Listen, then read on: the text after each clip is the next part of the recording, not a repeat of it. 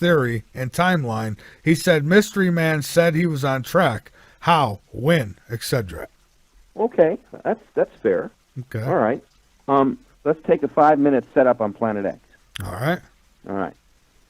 In my book, let's get a plug in. Is that cool? Yeah, that'd be fine. Let's do it. The book is called The Return of Planet X.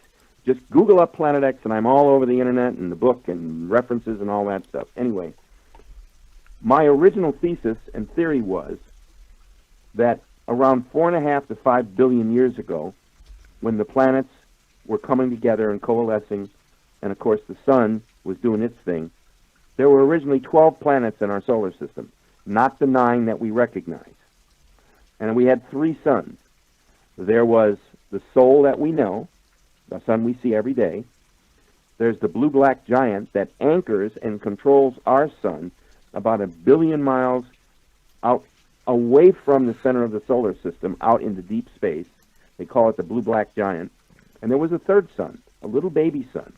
And it was the size of Saturn, but 60 times the mass of Saturn. It was a little baby sun that our sun was nurturing to become another fusion sun. And why was there 3 suns?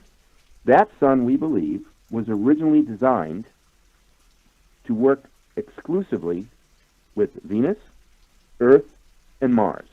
Venus being the second planet from the sun, Earth being the third, and Mars being the fourth planet from the sun. And I always like to pose the question to our listening audience. Can you imagine what kind of a computer program someone or something or some external force, be it the God force or whatever, whomever you want to give credit to, the solar system just didn't happen? The sun controls everything under its influence. All the planets, all the moons, the asteroid belt, we'll explain how that came about. It controls every aspect of our solar system in perfect, balanced. And now Skype just closed on me. You gotta be kidding. I mean, you just gotta be kidding. Let me boot it back up. I will remain calm. I won't start screaming about 1776. That's for sure. Holy smokes. Oh, Lord have mercy. All right, Dr. Rand, let's bring you back in, my friend. Boy, unbelievable. Just unfreaking believable tonight.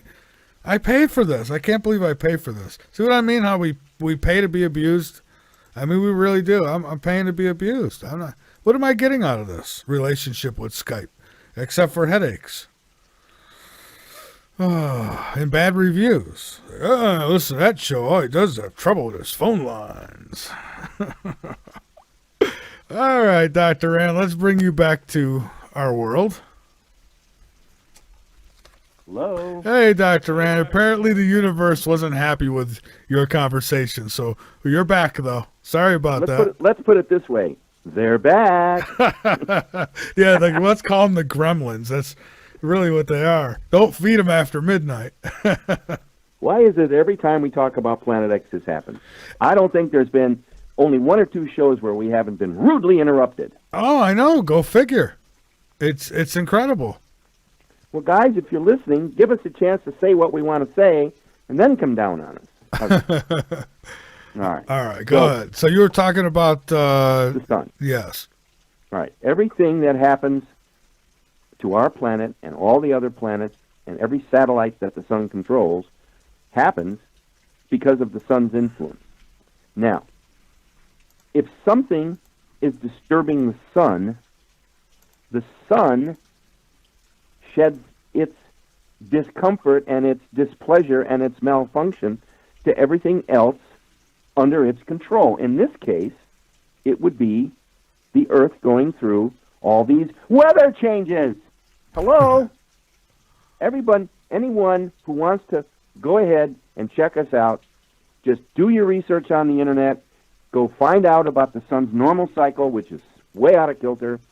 Go ahead and find out about sunspots and these aberrations where the sun spits out these energy storms, the CMEs, and all of that kind of thing, and you'll suddenly realize, as I've been saying for years, I don't believe, and I'll graduate back to Planet X, but it's important we understand the foundation. In fact, tonight's a really good night. We haven't talked about Planet X to this depth in months. No, we haven't. And for the listeners, I'm going to tell you really quick before we dive any more into this, is that I am going to be looking into getting an actual hardline phone service into this desk here so that I don't have to deal with Skype no more. I've had it. I've really had it with them. But go ahead, Dr. Rand.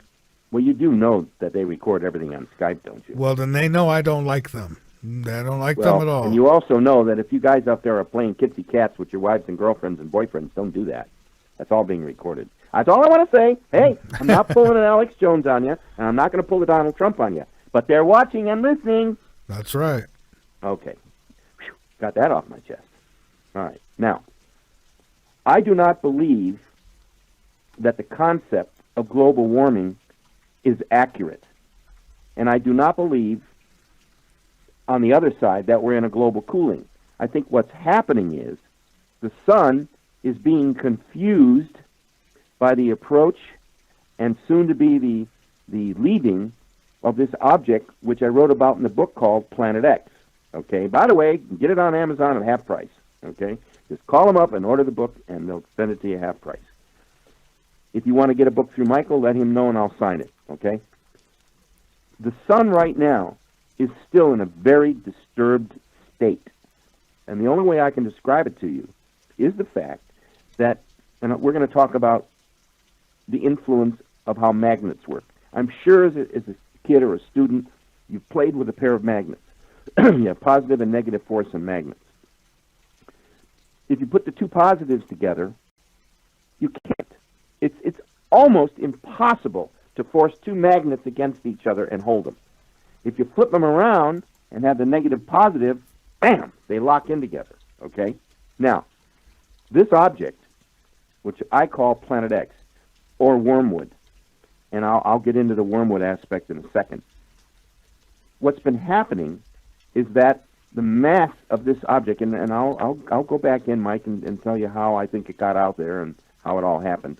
I alluded to it about what happened about 4.5 to 5 billion years ago. This object has been inbound toward our solar system. It's never, in this event, which happens about every 3,600 years, it does not go through the solar system.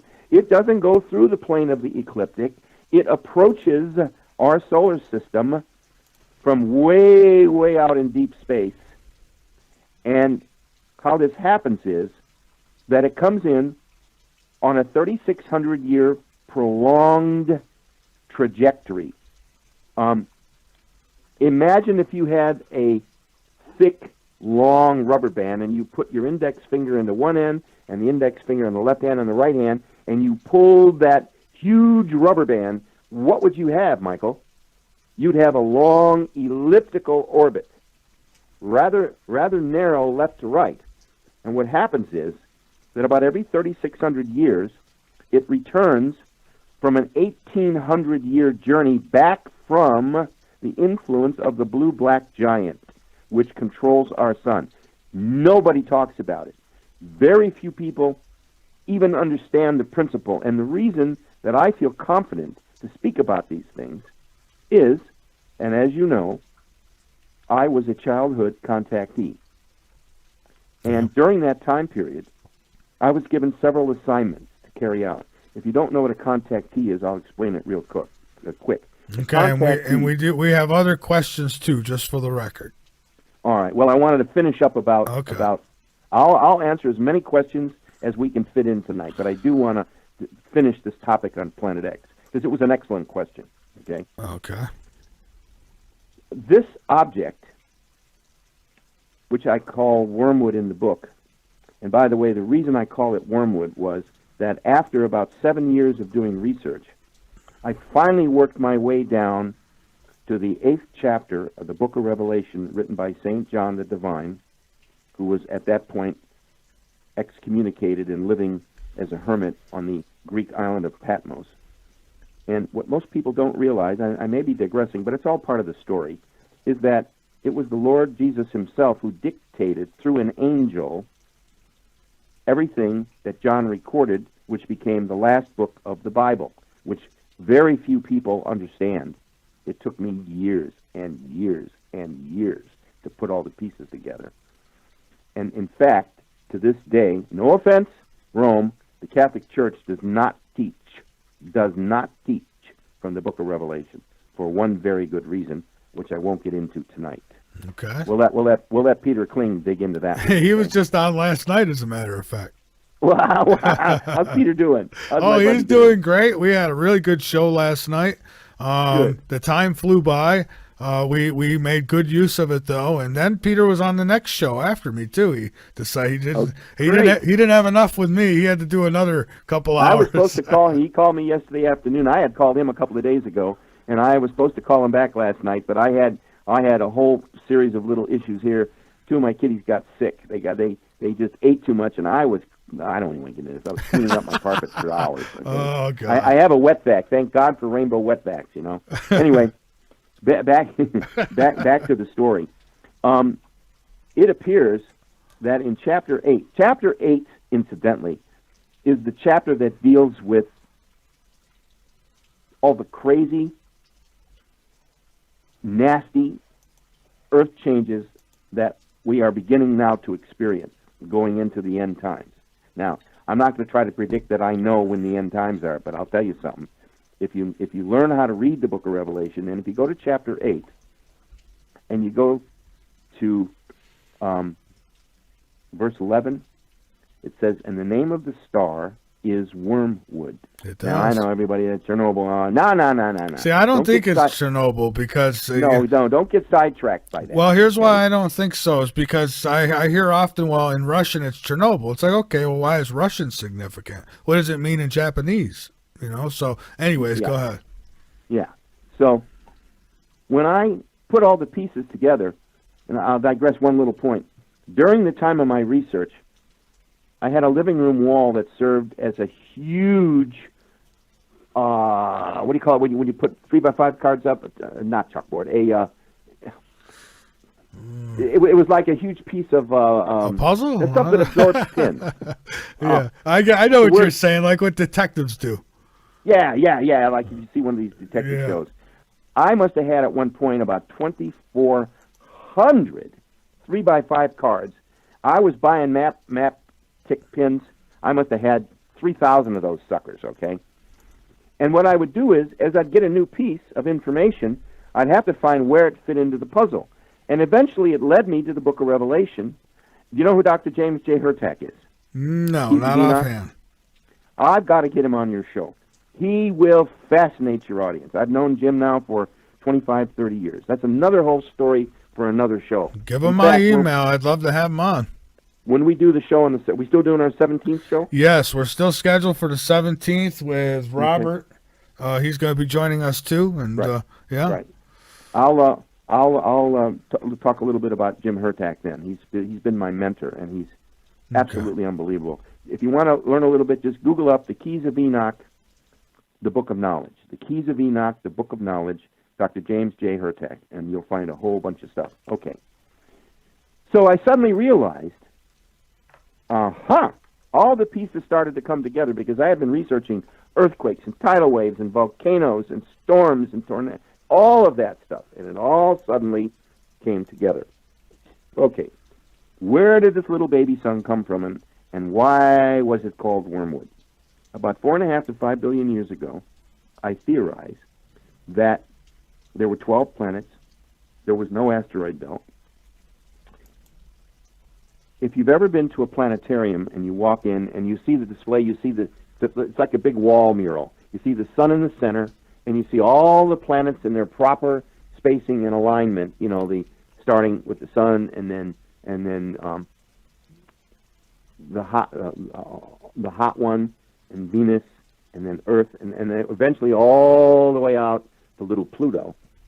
You'll notice that they're all rotating the sun in a counterclockwise rotation. not clockwise, counterclockwise, as does all of the stars in our galaxy, as do all of the planets that circle our sun, and our sun itself rotates in a counterclockwise direction. Now, there's a reason for that. It has to do with the center point of the galaxy, which they believe is probably a gigantic black hole, which holds all, can you imagine the power? It holds the 10 billion count of stars in our galaxy, and all of the star clusters, and it goes on and on and on and on. And I asked a question earlier, who in the hell designed the computer program that created all of that? Now, our galaxy is a small one. There are 100 million suspected, you can check me out, at least 100 million potential galaxies, if you understand how the string theory works, okay? Ours is not a very spectacular galaxy. Yet, it's 150,000 light years across, and it's between 75 and 85,000 light years thick at its core. And it all rotates in a counterclockwise motion.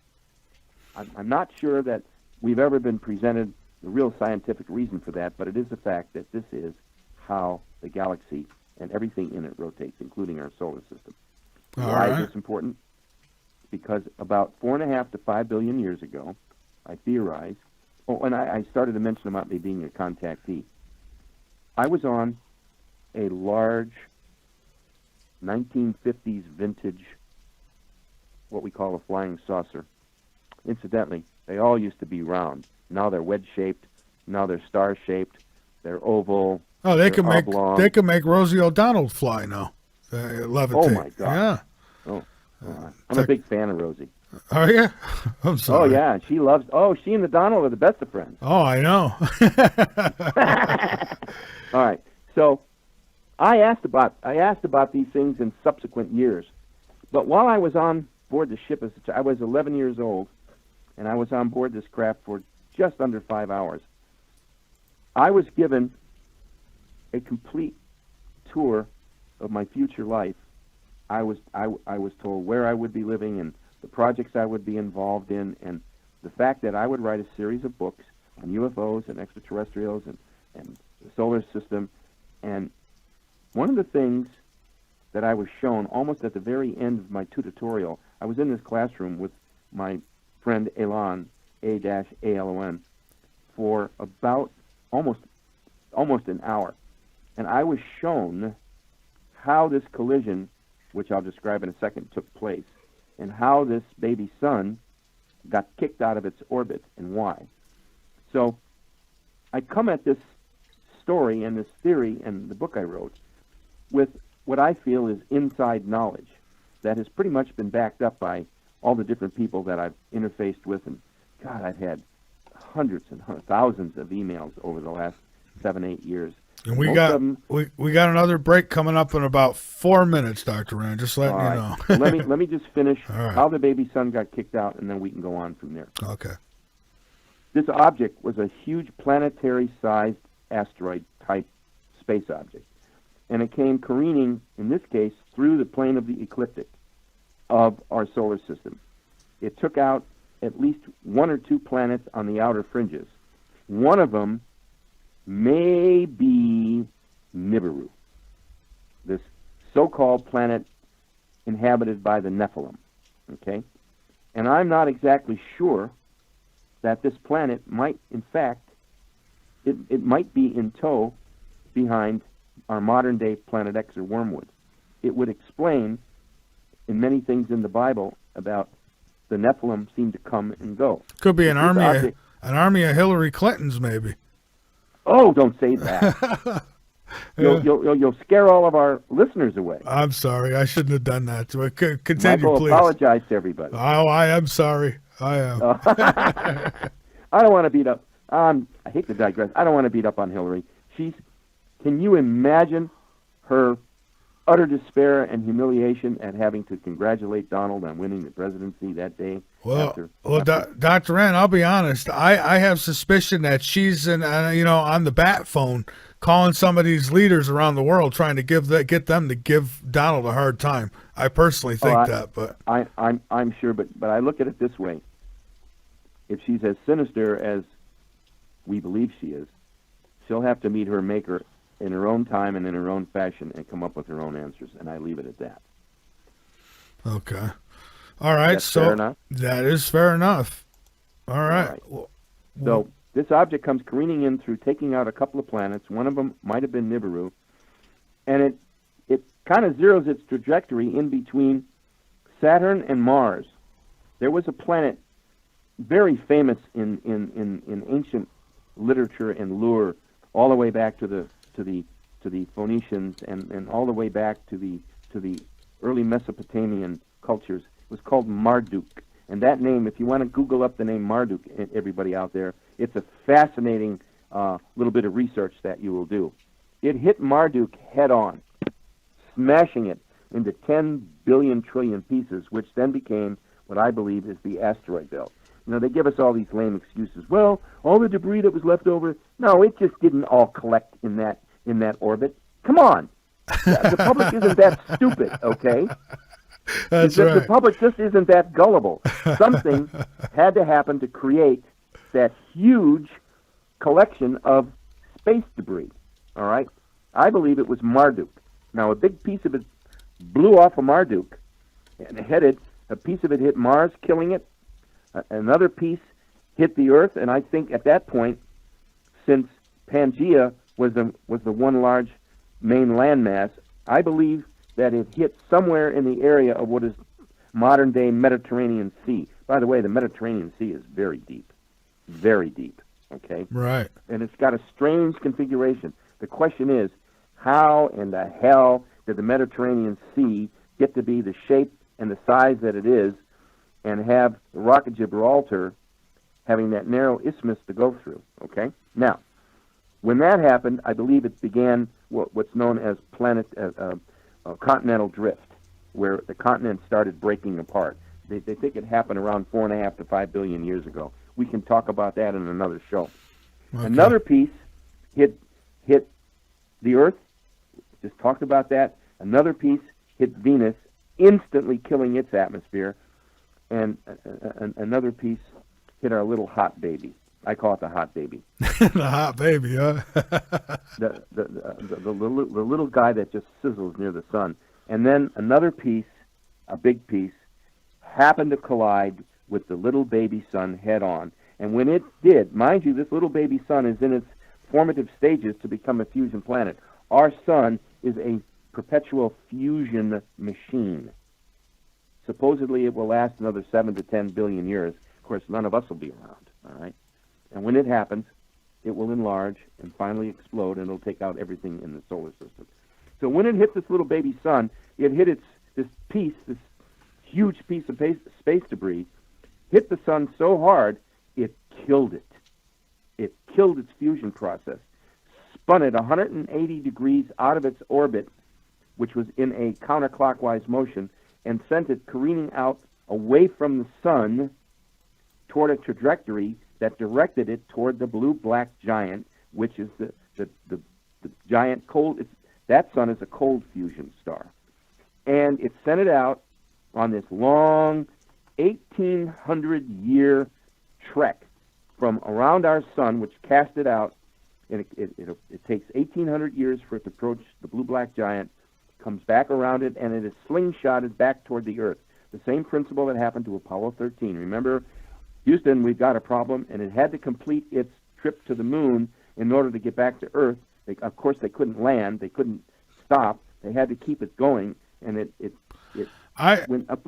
I read Dr. Ram where they said that they actually, I think they had found ice on Mercury. And so if, here we're talking about a planet so close to the sun, and I'm thinking, how the hell is there ice on it? But I'm not sure of that. I've never read any reports on that, but I'm not. I did. I read a science. I'm not an astrophysicist, so I can't yay or nay, but it sounds pretty implausible. Well, they said down into some of the craters, there's actually ice. There might be. Yeah. There might be. So this object which is now returning after 1,800 years, has been approaching our solar system to a point where in 2004, they announced, it was NASA who announced that they had discovered this incoming body, and they called it Planet X. I didn't identify it as that. They did, okay? And then they came out with another story in U.S. News and World Report in 2003 that, in fact, it was an inbound brown dwarf star. And they called it Planet X. So I felt, you know, I had gone through all this stuff in 2003 and 2004 doing the research, and then I find out later that, yes, NASA had announced it and came back with several reports. Of course, all those reports, we can't hardly find them anymore except in the archives, okay? So I believe that what's happening with Planet X, and we'll wrap up Planet X, is that she's now finishing her inbound course, and I believe that it's already started its outbound passage. And around September, October of 2017, the electromagnetic effects of its mass will stop influencing our sun. It's like if you suddenly pull apart two magnets, they suddenly burst apart. Yeah. I'm worried that this whole earthquake thing that you and I have been talking. Uh-oh. Sounds like he pulled the cord. He sure did. All right. This is a good time to take a break. Let me try to get him back on, though. He's going to, let's see here. I'll add him back. And, folks, I'm going to tell you this. This is Late Night in the Midlands. I am Michael Vera. My guest is Dr. Rand because, well, he's here tonight, which has been great. But he's filled in because the guest who was scheduled decided that, I don't know, there was better things to do. So, but that's okay, because we've had more fun tonight with Dr. Rand than we would have had with that other stiff. So, that being said, the website is www.latenightinthe-midlands.com. Go on over, become a member, and be informed. And by all means, inform others. I'm telling you, folks, we're not like, I don't know if there's any others like us. There might be. I don't know. I don't go around looking. You know, I did for a little while. But we've got, when we were building this network, I was out there scouting like crazy looking for, decent shows. Well, a lot of them just kind of fell in our lap, and we've got a great network now. So I'm not out there really, listening around for anything, so I don't know. Most of what I listen to, I hear a lot of butt kissing going on. They kiss butt because they want certain people to be their guests, and they know that they have to play ball in order for that to happen. So I see that. Then there's the others who exaggerate things like crazy. I don't know. Then there's us. We just say it like we see it. I can't say it's always the way it is, but it's the way I see it. And I don't know. I'm a pretty good judgment of things. So, if I say something, and listen, I'm not one to call out somebody unless I have the absolute evidence, proof, if I could prove it, and then I will. And, so when you hear me talking about people like Hillary Clinton or even the stooge who was scheduled tonight, I do it because it needs to be done, not because I enjoy doing it. You ever hear the parent say, this is going to hurt me more than it hurts you, but just before they spank your tail, right? I think we've all witnessed it or been through it, right? Well, that's how it is for me with some people. It's like, this is going to hurt me more than it hurts them because I hate to have to do it. But, I don't like being played around with. It's just enough's enough. All right. So that being said, Dr. Rand is on the line with me. I don't believe we've lost him. He's back. And I'm going to try to add Robert Pepino to the call as well. He's becoming a regular, Robert is. So let's go ahead and try to add. I'm going to try to add you, Robert. I don't know if it's going to work or not. Call Scott. Well, yeah, I think so. Yeah, see, and it's not showing on my screen either. So if he's on here, I won't even know it. It's just ridiculous. Dr. Rand, we're back. Okay. I don't know what happened. Did Robert make it? I don't know. Robert, are you with us? Robert? I don't think he is. I don't think he is. Let me do this. I want to get to those calls that you've got in the chat, but I want to just finish real quick. I think that what's happening is that this rogue brown dwarf star, which was the little baby star we talked about, has come back from its long trek, and in our book, we talk about all the history of it. We go chapter by chapter by chapter, spelling it out and detailing it, All of our chapters are footnoted, all where all the information came from. There's no second guessing here.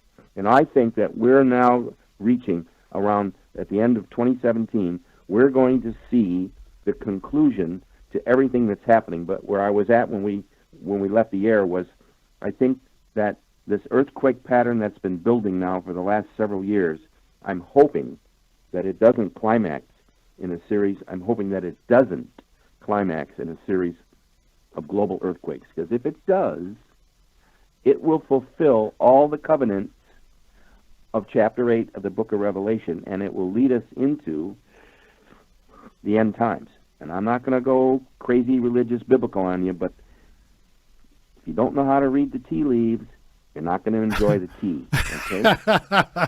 Well, yeah, very well said. These poor callers. Thank you so much, everyone, for trying to call in. We've missed so many calls tonight because of this Skype, and it's too bad. But we'll get there. We still love you. We love every one of you. We do. And Robert wanted so badly to join in. I can't even add him. I've tried. It's not letting me. You know. Well, Robert, we love you too. Yep. Microsoft, we hate you. All right. So listen, let's take as many calls as we can. We got a half hour left. Well, yeah, and these would be chat questions. I'll try to fire them off as quickly as we can. All right. Well, first here, I don't know if this is just I think it's just a statement.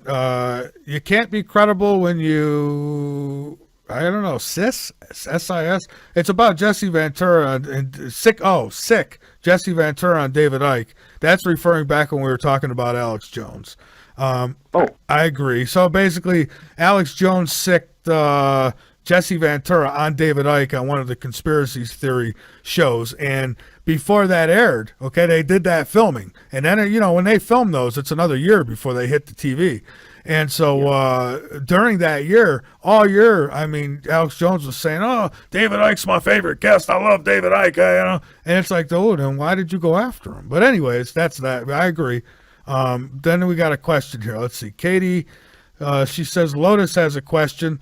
How come we don't have a media news station that just presents the facts and offers no opinion at all? Oh. You want to take that? Yeah. Is she referring, I assume, that she's referring to the sorry state of the crooked media these days? Yeah, absolutely. Well, let's put it this way. I've been a political interested person since I was a poll watcher with my mother all the way back to the 50s. I have never, ever not known a time when the press was liberal, and I have never known a time when the Democrats, and, you know, they're our brothers and sisters. I mean, I don't want to trash them as not being American, but I've never known the Democrats not to play dirty pool. I lived in Chicago. I can tell you, there are thousands and thousands of dead people that vote every single election. It's the zombie apocalypse. Every 4 years, they come out of their graves with their voters' registrations. And then they disappear again. It's like my Donald Trump sand crab people that I talked about leading up to the election. Remember? Yeah. Then you got Hillary Clinton's grave crab people. Oh, you said it. I didn't. All right. To sum that up, and then we'll take as many more questions as we can. Okay. I'm not sure that this will correct itself the first 4 years. I think that what the Donald's going to have to do, the president, I shouldn't say the Donald, President Trump, is going to have to absolutely clean up the swamp, drain it, bring forth his policies, prove that he's right, prove that he's sane, and I don't know if there's such a thing as shaming the press back into becoming normal, rational, thinking human beings. We can try. The only way that gets fixed, Dr. Rand, is if somebody with those morals buys out the news agency and insists on it or fires the people for not doing it. I think with the people who are running it all now, I have no faith in them at all. They're puppets. They do, I don't know. I guess they do what they're told, but many of these chains are owned by families, like the Hearst Corporation. Yeah. Okay, so that might not happen the way you'd like to address it. Let's take another question if we can. All right, and I'll close out by saying this: the best way we could show them that they're not serving we the people is to don't give them ratings, don't turn them on, don't watch them. I mean, they'll be sitting there talking to just their cameraman soon, and that's the way you want it. Don't buy the newspapers and magazines. That's real easy. Yeah, it is. Just like foods. They want to put poison in it, don't buy it. And if you don't like Ashley Judd, don't buy her music and don't go see her in the movies. Yeah, and throw an egg at her. Okay. No, no, that's not being classy, buddy. Well, no, it's not. But then they're not classy, are they? Yeah, but you don't have to stoop to their level. That's true. But Hillary Clinton said the whole time, when they go low, we go high. And look, they've done nothing but go low. So, Well, what kind of high are they talking about? I wonder. Got to check Bill's pockets, see what he's got. Oh, here we go. All right, so let's here's a take another question from Prime. Says, I would like to ask the guest about his thoughts about using water as fuel and how it can save humanity. That's an excellent question. I have heard all kinds of stories. In fact, my dear friend is staying with me. He wants to build a water fusion conversion system and power automobiles and windmills and all these other things. I think it's totally possible. Apparently, the president made or was it DARPA? Somebody said that he was going to announce that we do have a cure for cancer and all these other horrible diseases, but that they're being suppressed. Now, I see no reason why modern-day technology cannot come up with a machine driven either by hydrogen in combination with water or some other ingredient that works. Now, I'm not having a problem with gasoline engines. They've been a part of our history now for 114, 115 years. The point is, let's do everything we can to aid the planet, to clean up the emissions problems, but at the same time, let's not trash what oil does. Do you realize every plastic bag you have comes from oil, and all of the different technologies that the oil industry has spawned to make modern day products and efficiencies? You just can't trash it. Well, Same thing with coal. I'm all for using the oil to continue making plastics and stuff like that. Okay, that's fine. But I'll tell you this. I did a show back in 2011 on WOIC 12:30 a.m. here in Columbia, South Carolina. And I did a show with a guy who had built a motor, an engine, a vehicle that runs on water. And I had a colleague at the time who I don't speak with no more, but he went, and I think it was in Tennessee, he went and actually witnessed it with his own eyes. We had this guy on the show. We had over 1 million listeners that night. As a matter of fact, that show was the craziest show I ever did in my life. People were pulling in the back parking lot of the studio, and I was at an undisclosed sub-studio, and they found me. And they were pulling in with big antennas on the back of they looked like something from outer space. I mean, they were huge, thick ass antennas in the back of their trucks, and they were picking up our broadcast and sending it other places. I got contacted by senators and congressmen and all kinds of stuff after the show. The phone was ringing off the hook, and I mean, it was nuts, Dr. Ron. And then all of a sudden it just started fading away, but it's real. Well, I believe it, and I think that we will have these technologies. One of my colleagues that's working on this new device that we want to bring forth to save lives, he was one of the people, he's one of several scientists that is working on a fusion propulsion engine for the first trip to Mars in 2024, or 2020, they're saying 2020. I'm not going to hold my breath for that, okay? We can't even go back to the damn moon. we don't even have a reputable vehicle that can go back and forth to the moon and supply the space station. So maybe with the Trumpster, we can start to correct that problem too. Because, the Obama boy, he gutted the space agency. Yeah, he really did, and I understand that people believe that there's a secret space program, and I got to be honest, I think there is too, to an extent. I don't know how deep that goes because I've never seen what I need to see to back it all up, but I do believe that there is this space program. It's pretty hard if there is. It's pretty hard to hide these space launches. Don't you think people aren't watching Cape Canaveral and Edwards? Come on. Well, I think people are thinking technology much more advanced than just igniting off in a spaceship, but who knows? You're referring to Hitler's saucers? Well, not so much. More like teleportation type technologies, maybe time Hmm. travel type technologies that they could possess that we don't know about. Oh yeah, And oh yeah. maybe they have secret craft that I mean, you know how many times I've gotten people who've contacted me and said they've had sightings. One guy sent me a picture. He had sightings of these bright objects coming out of volcanoes. And I say, how do you know it's not coming out from behind the volcano rather than inside of the volcano? But nevertheless, if it is coming from inside the volcano, how do we know that there's not these secret space programs aren't within our hollow areas of our Earth and disguised with We things don't. like We don't. volcanoes? We don't. Yeah. I can tell you this: that gentleman I keep telling you that is staying with me now. Yes. He and I told you, he and I had this incredible 20-minute experience on his roof of a three-story building in April of 2004 in Los Angeles. We witnessed, and I believe we were on the craft for about 12 to 18 minutes, this huge, magnificent, wedge-shaped ship that was there just for us. I know everybody says, "What are you?"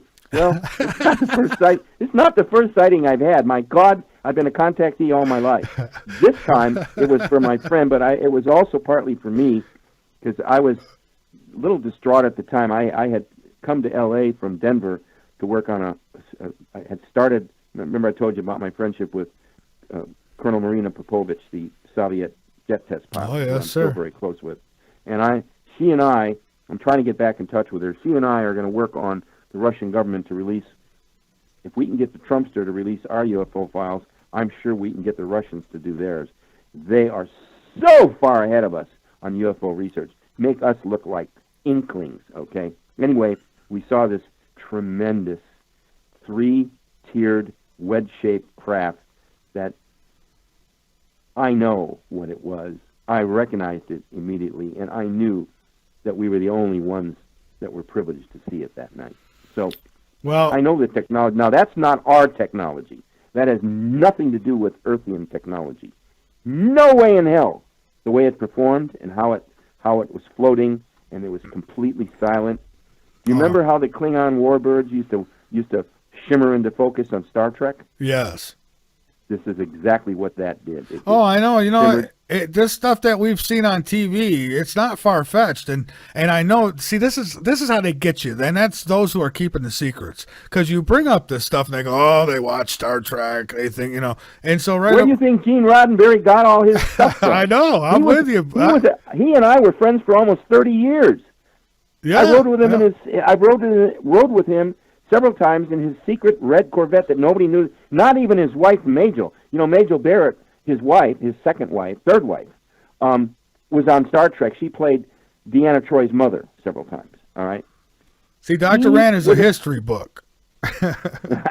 Well, he was a contactee just like me. He and I talked about it at length. All of those stories and all of that technology was all given to him. His mission was to bring it forth to the world, and he fulfilled his commission. That's all I want to say about that. Okay. All right, we've For got now. some more questions here, and we're getting Fire low away. on time. All Fire right. away. Please ask Dr. Rand if the Foo Fighters are unmanned UFOs. Yes, but I wouldn't call them UFOs. They're Okay. identified. They're not unidentified. All Are right. you talking about the ones that were witnessed during World War II by both sides? Those Foo Fighters? Well, he says Foo Fighters are unmanned UFOs, satellites. Basically, what They're are all they? of the above. They're all of the above. They're alien technologies. They're basically the same kind of thing that drones do now. All right. CR says tried to call. Think they blocked your phone, bastards. All right, I agree with you. Well, listen. We love you for trying. Get back at us on the 17th if you can. All right. Pops asked what his take is on the Hopi prophecy and the red Kachina, blue Kachina. Oh, baby. Oh, baby. Here we go. Oh, that's a sensitive subject. The Hopi are one of the most special, gifted, and beloved Indian cultures on the planet. They were especially chosen by the space people to carry the message and be the keepers of the secrets. By the way, I was given a piece of the sacred shard, which I just had in my hand 2 days ago, one of the Hopi prophecies is that as the end time approaches, the grand mosaic will be totally put back together, and it will then prophesy as close as possible the beginning of the end of this era and this epic time of which the Hopis are the guardians of the information. I don't want to tell you how I got the shard, but I will be told when to get. Holy cow, are they screwing around with us, man? But, go ahead. I'm sorry. They had you coming in and out like. Are you serious? I swear to God, wherever and whoever or whatever it is, yes, absolutely. Playing with our Did you understand anything I said? Oh yeah, they just did it at the end here. It was near the end. So yes, it was probably your last 10 words. Well, we still love you guys. You don't have to mess around. You don't have to do this. Okay. Anyway, they're playing with our frequencies, Dr. Rand. I've got a small piece of shard. I will copy it for you on my copier in color, and I'll blow it up for you. This grand mosaic, once it's put back together, you see, I've been privileged to have a piece of it because of my connection to the Hopi through the UFO experiences that I've had, and I have the greatest respect for them. They are wise, and they are gentle, and they are all-knowing, and they are the guardian keepers of the end time dates and times, and I'll leave it at that. And I will know when I need to get the shard back to the Mesa. Okay? All right, let me get you another question here. We got one more as of right now, and it's Daryl says, Dr. Rand, if the speed of light squared is the central core of non-dual reality, how will consciousness manifest in a reality where technology has faded and information replaces it as a primary imperative in our light, dark-based material planet? I think this guy works at NASA. Ooh, yikes! Yeah, I'm not sure quite how to approach that, but I think I can. I mean, I'm not going to pretend that I know about everything he just discussed. Okay. Yeah. But I will tell you this: knowledge, true knowledge, doesn't come from the outside. It's given to you through spiritual enlightenment and discernment and understanding. If the space of your soul is in balance, and if you understand the covenants of what Christ's teachings were about unconditional love. I'll accept that. I didn't throw you, did I? I wasn't trying to be cute. No, it's just if you understood that question enough to give that answer, I'm going to accept it. Okay. That's all. But listen, we've got about another 5 minutes, and what I want to do, Dr. Rand, is give you the floor to get out anything that you'd like, and I thank you for coming in and helping save the day. Thank you. Well, I want to go back to the political issues. Okay. I just today was devastated. A very dear, loving friend of mine. I'm not going to go with any names. A lady that I've enjoyed dinners and lunches with and deep conversations. She called me up to tell me that because I was a Trump supporter, that she could no longer feel in her conscience that she could talk to me or be with me or have lunch. When I say be, I don't mean physically. I'm talking about as a friend. And she said it hurt her so deeply that I would put this monster in the White House. And I thought to myself, and I said to her, you know, I still love you no matter what you say to me. You can't diminish my respect for you other than I worry about you dealing with reality properly. She said she was contemplating, no, seriously, she said she was contemplating suicide, that her world was coming to an end. And I'm saying to everybody out there, get a handle on it. Get to know yourself. Stop with this nonsense. You're hurting the country. You're destroying reality for this administration. You're hurting the 32 million or 34 million people that voted properly in the election. Just deal with it. That's it. I don't know. I'm sorry. I don't want it to end. I don't want to end the show this way, but I was very hurt today by her. Oh, I support that completely. I just read a story off in the beginning in our news segment, the beginning of the show, a 22-year marriage. They're in their 70s, and the woman... Yeah, I heard that. She left him because he voted for Trump. And I got to be honest, if Autumn was like a Hillary supporter and she argued with me over the politics, that I couldn't be with her either. I'd have to let her go.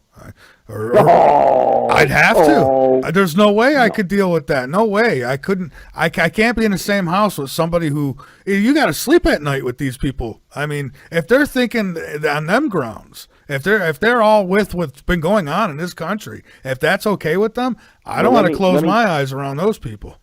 Let me send out a greeting to Kellyanne. Kellyanne, I mentioned by the way, I mentioned in my letter to her about our show, The Final Countdown, and the fact that I was on the Late Night in the Midlands network. Kellyanne, if you are listening, or any of your associates or researchers are listening, we would love for you to entertain the letter and the packet that we sent. And if need be, we'd love to have you on our show. Michael, what's your listening audience? Give us a figure. Oh, it's up there. It's really hard to give a figure. I mean, off the top of my head, but I mean, it's well worth it. And on top of that, I wouldn't mind doing the broadcast right from the White House. But I know that ain't gonna. Wouldn't that be something? Well, yeah. Anyway, Kellyanne, my dear, we love you. We respect you. You turned the beast around. You tamed the press. You brought everybody to their knees, and you delivered us a brand new president when we needed it desperately. So if you are listening, let us know, and we would love to have you on, or the president. Wouldn't that be something if we could get him on for just 2 minutes to say hello to the audience? That helped elect him. Yeah, well, that would be awesome. That'd be, and matter of fact, that's the goal too. But so good luck. I mean, I'd like for it to happen, but even if it don't, I won't hold it against him. I know he's got bigger fish to fry than Michael, it will happen if our heart and our spirits are in the right direction and we pray on it. Yeah. I'm not going religious on you, Mikey. Oh, I know. And so, we'll see. I mean, I went far on beyond. I went and bought time at a 50,000 watt radio station during his campaign. And I used that time to preach Donald Trump. As a matter of fact, I had one of the women that Bill Clinton abused on the show, Juanita, was on. Roderick. So I had her on the show. I mean, so I put time and money into it. I would hope he'd take a couple minutes out. Here's what I'd like you to do for me. Since I did kind of help tonight, I'd like you to cut me 2 CDs of tonight's show. One for me to audition, and I want to send one with a cover letter on to Kellyanne following the proposal that we sent. Maybe she will give us a shot at either her coming on and or the president, or both. Okay. I'd even take Mike Pence at this stage of the game. What's that? I said I'd even take Mike Pence at this stage of the game. I'd love to have Mike Pence. Yeah, I like him. He was absolutely. By the way, he broke he broke the tie today. How about that? Yay, team! Yeah, he did. So it's a shame what they have to go through. All that Obama got away with, nobody pushed and shoved with him. But boy, Donald Trump, I mean, and you know why he's getting so much pushback? Because he's doing the right thing. And whenever you do the right thing, it's always going to be the hardest thing you do. So well, let's put it in the good Lord's hands. Let's pray on it. Like I say, I'm not going religious on you. I think I've come to a whole new spiritual awareness of who I'm trying to become. Okay. Yeah, well, I believe me. I think it is in the Lord's hands, if you is for a lack of metaphor. But yeah, I think it is. I want to leave everybody. I want to leave everybody with the new awareness. Okay. Check out the Jabez prayer. The Jabez from the prayer. Bible. The Jabez prayer. It's a prayer for guidance, for enhancing your territory, which means your success. It calls for the safety of the angels. I firmly believe that the hand of God was influencing and did deliver the saving of this nation. And I think that about wraps up my religious right. bent for tonight. All right, and we're out of time, Dr. Rand. So listen, I mean, we are down to seconds. So I want to thank you so much for being My here. pleasure. All right, My pleasure. we'll be talking again on the 17th. So looking forward to You it. got it. Good night, everybody. And remember, you're only as good as you want to be. All right, have a good one, Dr. Rand. Thank you so much.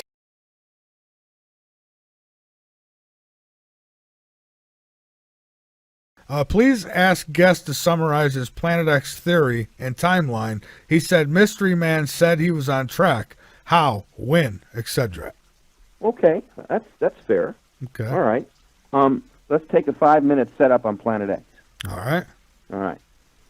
In my book, let's get a plug in. Is that cool? Yeah, that'd be fine. All Let's right. do The it. book is called The Return of Planet X. Just Google up Planet X, and I'm all over the internet and the book and references and all that stuff. Anyway, my original thesis and theory was that around 4.5 to 5 billion years ago, when the planets were coming together and coalescing, and of course the sun was doing its thing, there were originally 12 planets in our solar system, not the 9 that we recognize. And we had 3 suns. There was the Sol that we know, the sun we see every day. There's the blue-black giant that anchors and controls our sun about 1 billion miles out away from the center of the solar system, out into deep space. They call it the blue-black giant. And there was a third sun, a little baby sun.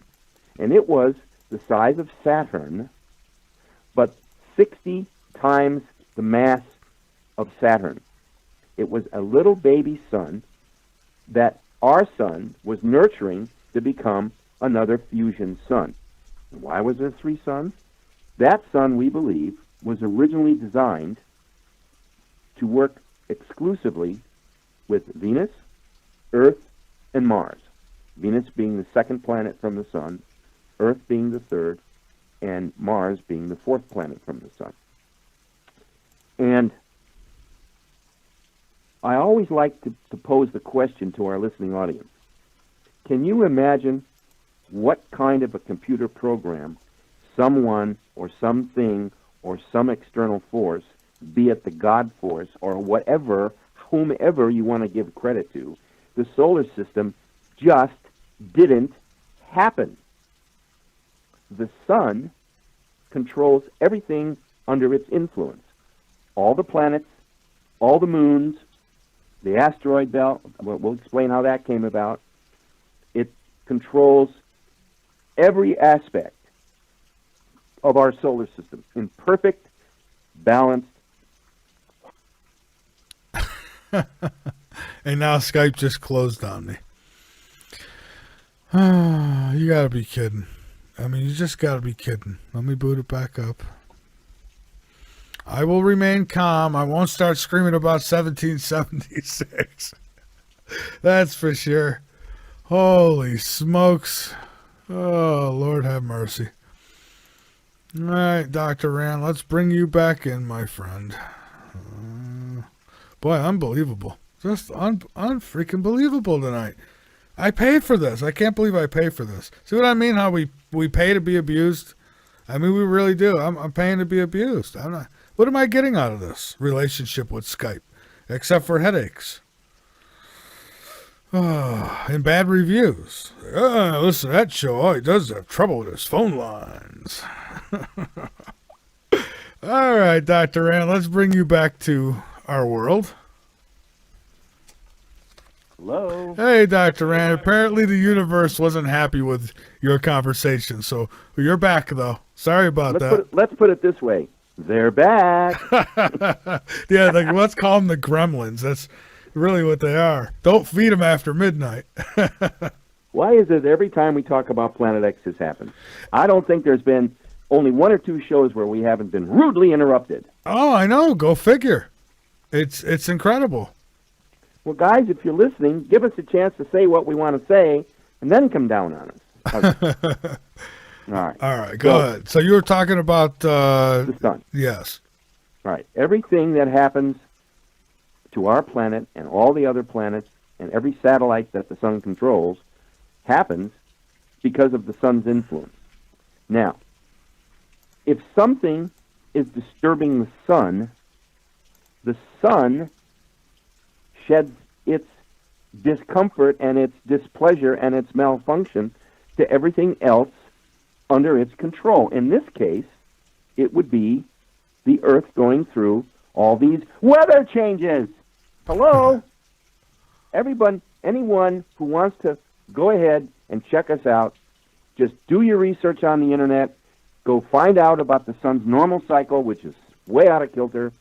Go ahead and find out about sunspots and these aberrations where the sun spits out these energy storms, the CMEs, and all of that kind of thing, and you'll suddenly realize, as I've been saying for years, I don't believe, and I'll graduate back to Planet X, but it's important we understand the foundation. In fact, tonight's a really good night. We haven't talked about Planet X to this depth in months. No, we haven't. And for the listeners, I'm going to tell you really quick before we dive any more into this, is that I am going to be looking into getting an actual hardline phone service into this desk here so that I don't have to deal with Skype no more. I've had it. I've really had it with them. But go ahead, Dr. Rand. Well, you do know that they record everything on Skype, don't you? Well, then they know I don't like them. I don't like them at all. And you also know that if you guys out there are playing kitsy cats with your wives and girlfriends and boyfriends, don't do that. That's all being recorded. That's all I want to say. Hey, I'm not pulling an Alex Jones on you, and I'm not going to pull a Donald Trump on you. But they're watching and listening. That's right. Okay. Whew. Got that off my chest. All right. Now, I do not believe that the concept of global warming is accurate. And I do not believe, on the other side, that we're in a global cooling. I think what's happening is the sun is being confused by the approach and soon to be the leaving of this object, which I wrote about in the book called Planet X. Okay? By the way, get it on Amazon at half price. Okay?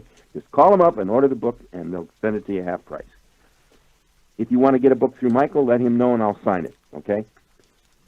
The sun right now is still in a very disturbed state.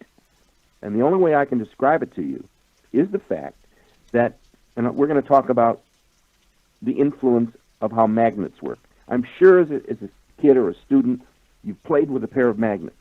You have positive and negative force in magnets. If you put the two positives together, you can't. It's almost impossible to force two magnets against each other and hold them. If you flip them around and have the negative positive, bam, they lock in together, okay? Now, this object, which I call Planet X, or wormwood, and I'll get into the wormwood aspect in a second, what's been happening is that the mass of this object, and I'll go back in, Mike, and tell you how I think it got out there and how it all happened. I alluded to it about what would happen about 4.5 to 5 billion years ago. This object has been inbound toward our solar system. In this event, which happens about every 3,600 years, it does not go through the solar system. It doesn't go through the plane of the ecliptic. It approaches our solar system from way, way